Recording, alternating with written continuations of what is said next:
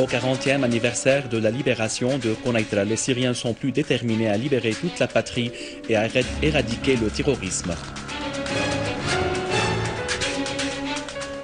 La Syrie affirme que la mobilisation médiatique des ennemis sur une prétendue révolution en Irak est une tromperie. Débarquement des forces irakiennes sur l'université de Tikrit et élimination des dizaines de terroristes.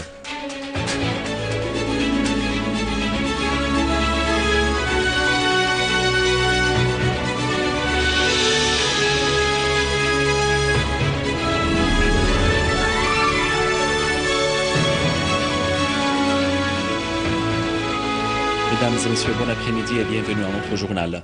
Au 40e anniversaire de la libération de Konaïtra, les fils du Golan se rappellent de ce jour de dignité et de fierté alors qu'ils aspirent à la libération du Golan.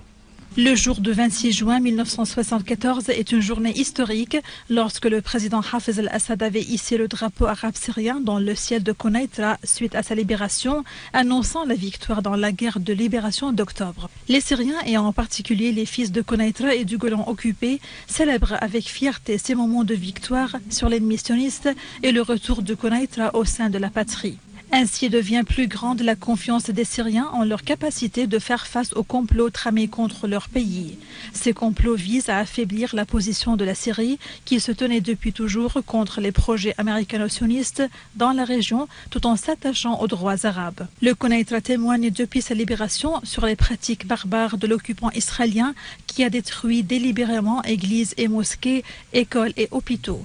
Il les a détruits même après l'accord du cessez-le-feu faisant fi de tous les pactes et les lois internationales. Le Konaïtra reste le symbole de la fermeté et de défi face à l'occupation sioniste et la voilà qui se tient aujourd'hui face aux groupes terroristes et takfiristes qui sont dirigés et appuyés par les forces israéliennes. Le ministère des Waqf a indiqué dans un communiqué que la mobilisation médiatique falsifiée des ennemis sur une prétendue révolution des habitants d'une zone donnée en Irak est une tromperie sur ce qui se passe dans la région entière étant des objectifs directs, dont la partition de l'Irak. En Irak, les forces irakiennes ont mené un parachutisme sur l'université de Tikrit, abattant des dizaines de terroristes et saisissant leurs armes. L'armée irakienne a repris à l'aide des tribus le contrôle de la localité de Mansouria à l'est de Barkouba après sa purification des terroristes du réseau de l'État islamique en Irak au Levant. En outre, 20 terroristes ont été tués alors que nombre de leurs véhicules ont été détruits lors des opérations militaires à Mansouria. Dans le même contexte, l'armée irakienne a abattu en collaboration avec les tribus un chef de l'État islamique en Irak et au Levant et 4 de ses adjoints à l'ouest d'Ambar.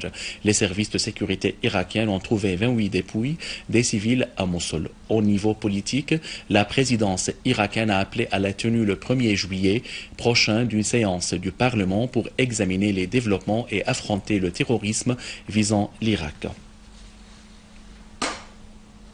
Dans le cadre des positions régionales soutenant le rôle du gouvernement irakien dans l'affrontement du terrorisme perpétré par le réseau de l'État islamique en Irak et au Levant, le ministre iranien adjoint des Affaires étrangères pour les affaires arabes et africaines, Hossein Amir Abdullahian, a affirmé que son pays se tiendra aux côtés de l'Irak dans la lutte antiterroriste et lui enverra d'aide militaire en cas de sa demande et conformément aux lois et aux conventions internationales.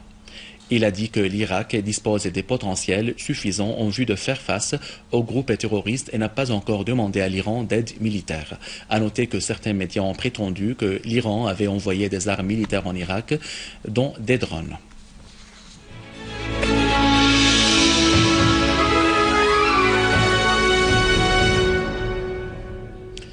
Bachar Jafari, délégué permanent de la Syrie auprès des Nations Unies, a assuré que le règlement de la crise humanitaire en Syrie réside dans la reconnaissance de ses origines, notamment celles politiques qui entravent les efforts des Nations Unies dans le domaine humanitaire. Dans un communiqué qu'il a lu lors de la session annuelle du Conseil socio-économique consacré au débat des affaires humanitaires, Jafari a indiqué que le traitement de la conjoncture humanitaire en Syrie implique, aux côtés de la fourniture des aides de secours et le traitement des raisons de la souffrance humanitaire, en particulier le terrorisme.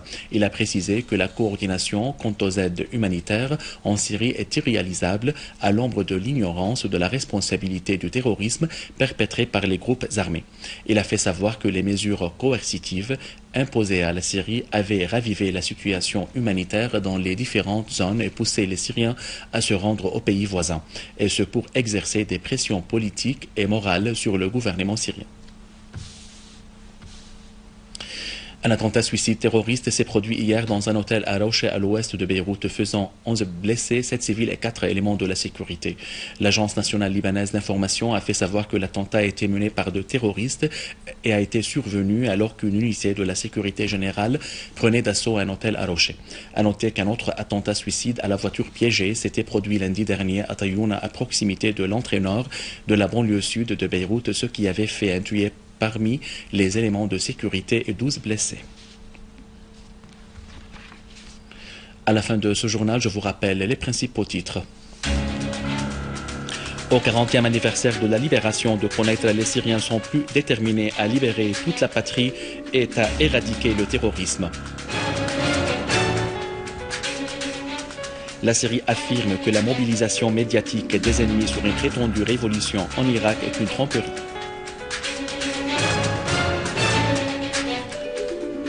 Débarquement des forces irakiennes sur l'université de Tikrit et élimination des dizaines de terroristes.